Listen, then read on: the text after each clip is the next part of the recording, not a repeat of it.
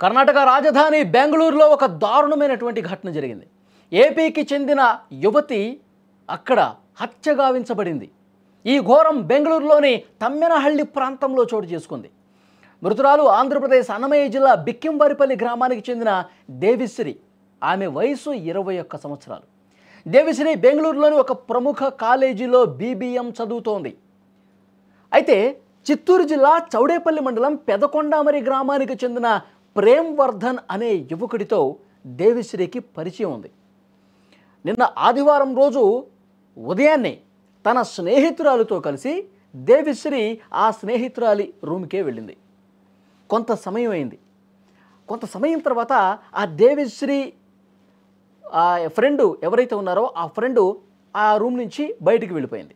బయటికి వెళ్ళిపోయిన తర్వాత కొద్దిసేపటికి దేవిశ్రీ ఫ్రెండ్ అనేటువంటి ఈ ప్రేమ్ వర్ధన్ రూమ్లోకి ఎంటర్ అయ్యాడు. అసలు ఏం జరిగిందో ఏమో తెలీదు. ఇద్దరు కూడా చాలాసేపు రూమ్లో ఉన్నారు. పెద్ద ఎత్తున గొడవ జరిగినట్టుగా తెలుస్తోంది. ప్రేమ్ వర్ధన్ దేవిశ్రీని అత్యంత దారుణంగా హత్య చేసినట్టుగా సమాచారం ఉంది. హత్య చేసినటువంటి నిందితుడు ప్రేమ్ వర్ధన్ వెంటనే అక్కడి నుంచి పారిపోయాడు. ఈ హత్య ఆదివారం రోజు జరిగిన లేటుగా వాళ్ళ విషయం మొత్తం బయటకు వచ్చింది. విషయం తెలుసుకున్న వెంటనే పోలీసులు కేసు నమోదు చేసుకున్నారు. నిందితుడు ప్రేమ్ వర్ధన్ ఎవరైతే ఉన్నారో అతని కోసం గాలిస్తూ ఉన్నారు. దేవిశ్రీ మరణ వార్త విన్న తర్వాత గ్రామం మొత్తం కూడా వాళ్ళ స్వగ్రామం రామసముద్రం మండలం బిక్కంవారిపల్లిలో తీవ్ర విషాద పరిస్థితులు ఏర్పడ్డాయి. గ్రామం మొత్తం ఒక్కసారిగా శోకంలో మునిగిపోయింది. కుటుంబ సభ్యులు కన్నీరు మున్నీరుగా విలిపిస్తూ ఉన్నారు. స్క్రీన్లో కూడా మీరు చూస్తూ ఉన్నారు. వాళ్ళ కుటుంబ సభ్యులు రోదన, ఆవేదన అన్నీ అంతా ఇంత కాదు. ఆదివారం రోజు సరిగ్గా ఉదయం 11 గంటల సమయంలో దేవిశ్రీ తన తండ్రితో చివరిసారిగా ఫోన్ కాల్లో మాట్లాడిందని, ఆ తర్వాత ఎన్నిసార్లు కాల్ చేసినా ఆమె ఫోన్ కలవలేదని చెప్పి వాళ్ళు చాలా ఆవేదనతో మాట్లాడుతూ ఉన్నారు. ఇంత దారుణం జరిగిందని తెలిసి మొత్తం కుటుంబం కూడా తీవ్రంగా కుంగిపోయినటువంటి పరిస్థితి ఉంది. ఒక్కసారి స్క్రీన్లో ఆ కుటుంబ సభ్యులు ఎంత ఆవేదనగా, అంటే అల్లారు ముద్దుగా పెంచుకున్నటువంటి కూతురు ఈ విధంగా దూరం అయిపోయేసరికి, ఆమె మంచిగా చదువుకుంటుంది, పై చదువులు కానీ బెంగళూరు వెళ్ళింది, రాష్ట్రం కానీ రాష్ట్రం పోయి అక్కడ చదువుకుంటుంది, ప్రతిరోజు ఫోన్ చేసి మాట్లాడుతుంది. నాకు ఇక్కడ అంతా బాగానే ఉంది డాడీ, ఇక్కడ నాకు అంతా బాగానే ఉందమ్మా, అంతా బాగుంది, ఇక్కడ చదువు బాగా చెప్తున్నారు, మంచి ఫుడ్ ఉంది, మంచి ఫ్రెండ్స్ ఉన్నారు, ఇలా మాట్లాడే కూతురు ఒక్కసారిగా హత్య గావించబడింది, చంపేశారు అన్న వార్త విని కుటుంబ సభ్యులు ఒక్కసారిగా కూలబడిపోయారు. చాలా ఆవేదన వ్యక్తం చేస్తున్నారు. ఎందుకంటే వాళ్ళ ఎరుగు పొరుగు వాళ్ళు కూడా, ఆ ఇంటికి చుట్టుపక్కల ఉన్న వాళ్ళు కూడా ఆమెతో ఉన్నటువంటి జ్ఞాపకాలు తలుచుకుంటారు. ఎప్పుడైనా ఇంటికి వచ్చినప్పుడు ఎంత ఆప్యాయంగా పక్కింటి వాళ్ళని కూడా అక్క అని చెప్పి, పెద్దమ్మ అని చెప్పి అందరూ పిలుచుకుంటూ చాలా సంతోషంగా ఆడుతూ పాడుతూ కనిపించే అమ్మాయి, అంత మంచి అమ్మాయి, చదువుకోవటానికి వెళ్ళిన అమ్మాయి, ఏదైనా అక్కడ చంపేశారా? అంత దారుణంగా కొట్టి చంపారా? ఏం పాపం చేసింది? ఎందుకింత దుర్మార్గంగా ప్రవర్తించారు? ఒక అమ్మాయి రాష్ట్రం బయట ప్రాంతాలకు వెళితే ఈ విధంగా చేస్తారా అని కుటుంబం మొత్తం కూడా రోధిస్తూ ఉన్నారు. చుట్టుపక్కల వాళ్ళు కూడా రోధిస్తూ ఉన్నారు. ఒక్కసారి చూడండి అక్కడ పరిస్థితి. తెల్లారి 9:30 ఫోన్ చేసి లాస్ట్గా చేసింది. ఏం చేస్తున్నావు అంటే ప్రాజెక్ట్ వర్క్ చేస్తానండి. ప్రాజెక్ట్ వరకు వెళ్ళిపోయిందప్ప. నేను చెప్పనమ్మా.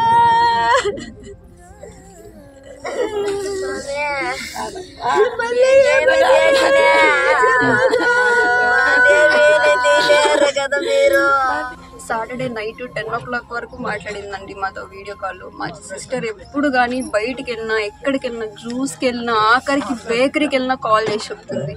అలాంటిది సండే నేను కొంచెం బిజీగా ఉండడం వల్ల ఇంట్లో నేను కాల్ చేయలేకపోయినాను. మా డాడీ కాల్ చేసినారంట 10 o'clock 9:45 ఆ మధ్యలో మాట్లాడినారు. ఏం చేస్తున్నావు అంటే అసెంబ్లీకి వస్తున్నానని చెప్పింది. సరే వెళ్ళి టిఫిన్ తినమని మా డాడీ చెప్తున్నారు. సో ఓకే అని చెప్పి కాల్ కట్ చేసింది. మళ్ళీ ఏమైందో ఏమో తెలీదు.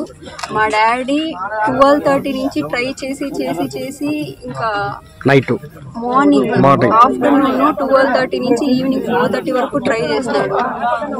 నేనేం చేసినామంటే మా మమ్మీతో మాట్లాడదామనేసి మా మమ్మీ ఫోన్లో బ్యాలెన్స్ లేదని మా డాడీకి కాల్ చేసినాక మా డాడీ ఏం చెప్పినాడంటే ఇట్లా దేవి కాల్ లిఫ్ట్ చేయలేదు అని చెప్పినాను. నేను ఒకటే రీజన్ చెప్పిన, సండే ఆ పిల్ల నిద్ర పోతుంది కదా, ఒక ఫోన్ సైలెంట్లో పెట్టిందేమో అని ఒక చిన్న అలా ఉండిపోయాము.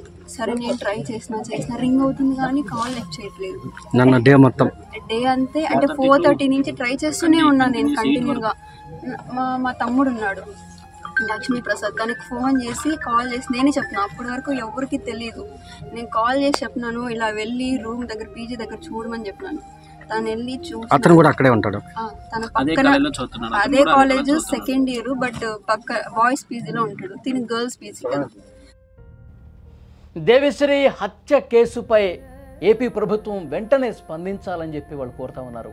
నిందితుడిని పట్టుకొని అరెస్టు చేయాలని గ్రామం మొత్తం డిమాండ్ చేస్తోంది. ఈ ఘటనపై ముఖ్యమంత్రి చంద్రబాబు నాయుడు గారు, డిప్యూటీ సీఎం పవన్ కళ్యాణ్ గారు, నారా లోకేష్ గారు, హోమ్ మినిస్టర్ అనిత గారు స్పందించాలని చెప్పి కుటుంబ సభ్యులు కోరుతా ఉన్నారు. ఎవడైతే వాడు ప్రేమ్వర్ధన్ అనే వ్యక్తి ఇక్కడ చిత్తూరు జిల్లాకు సంబంధించినటువంటి వ్యక్తే.